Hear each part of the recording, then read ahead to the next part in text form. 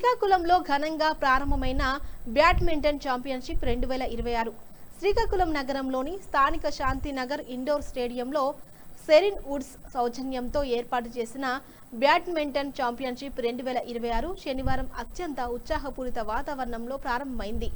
July 11 నుంచి 12వ తేదీ వరకు జరగనున్న ఈ ప్రతిష్టాత్మక క్రీడా పోటీలకు శ్రీకాకుళం శాసనసభ్యులు MLA Gondu Shankar, joint collector Farman Ahmed ముఖ్య అతిథిగా పాల్గొని ప్రసంగించారు.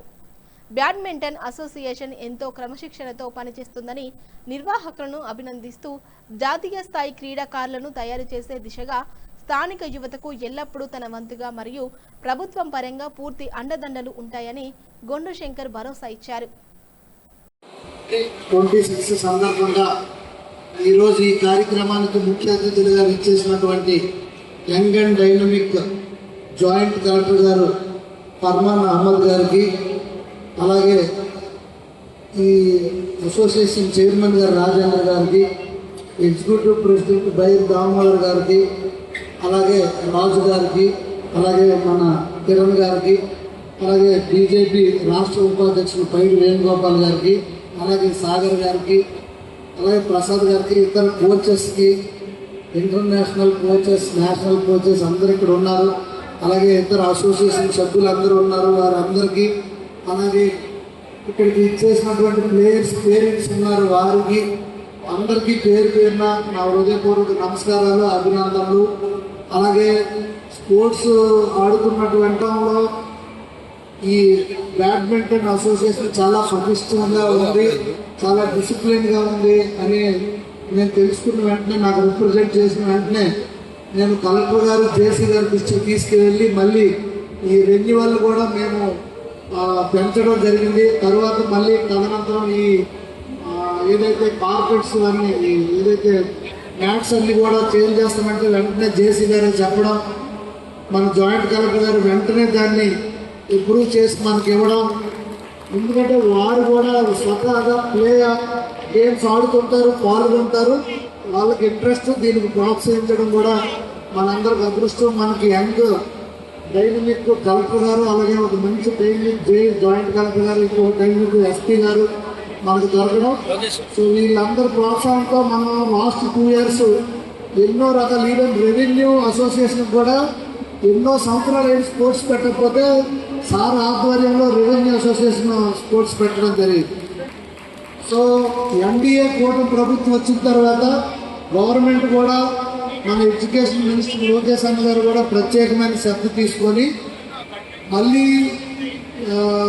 మండల స్థాయి, నియోజకవర్గ స్థాయి, జిల్లా స్థాయి స్కూల్ గేమ్స్ పెట్టడం, అలాగే ఎన్నో టోర్నమెంట్స్ మళ్ళీ కండక్ట్ చేయడం, ఇవన్నీ చేయడం జరిగింది.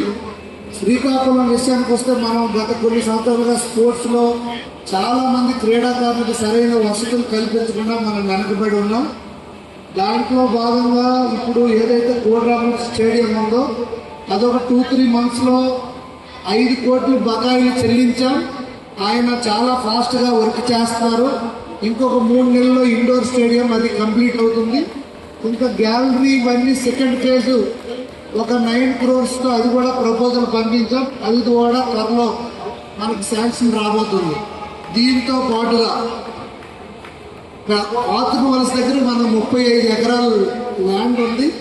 దాంట్లో ఈ మధ్య రీసెంట్గా మన గౌరవ సివిల్ ఏవియేషన్ మినిస్టర్ గారు రామ్మోహన్ నాయుడు గారి సహకారంతో, అలాగే గౌరవ రాష్ట్ర మంత్రి అచ్చెన్నాయుడు గారి సహకారంతో కేంద్ర ప్రభుత్వం మనకి 14 కోట్లు అక్కడ స్టేట్ హాకీ ఒకటి, నెక్స్ట్ కొన్ని అకాడమీస్కి సంబంధించి 14 కోట్లు శాంక్షన్ చేశారు.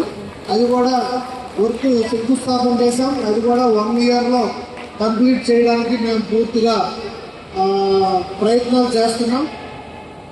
దానివల్ల మనకి అక్కడ కరణం మల్లేశ్వరి గారితో కూడా అకాడమీ అక్కడ స్టార్ట్ చేస్తే వెయిట్ లిఫ్టింగ్, ఇతరత్ర అవి, నెక్స్ట్ హాకీ స్టేడియం ఒకటి మనం నిర్మిస్తున్నాం. ఇంకా రాబోయే రోజుల్లో బ్యాడ్మింటన్ కానీ ఇప్పుడు నిన్నే కలెక్టర్ గారు, జేసీ గారు మనకి టెన్నిస్కి కూడా ప్లేస్ ఇవ్వడం జరిగింది అఫీషియల్గా. సో టెన్నిస్కి కూడా ఇక్కడ పూర్తి స్థాయిలో మీలాగే ఒక స్థలం కూడా కేటాయించడం జరిగింది. గౌరవ కలెక్టర్ గారు నిన్న ఈవినింగే ఇచ్చారు ఆర్డర్స్.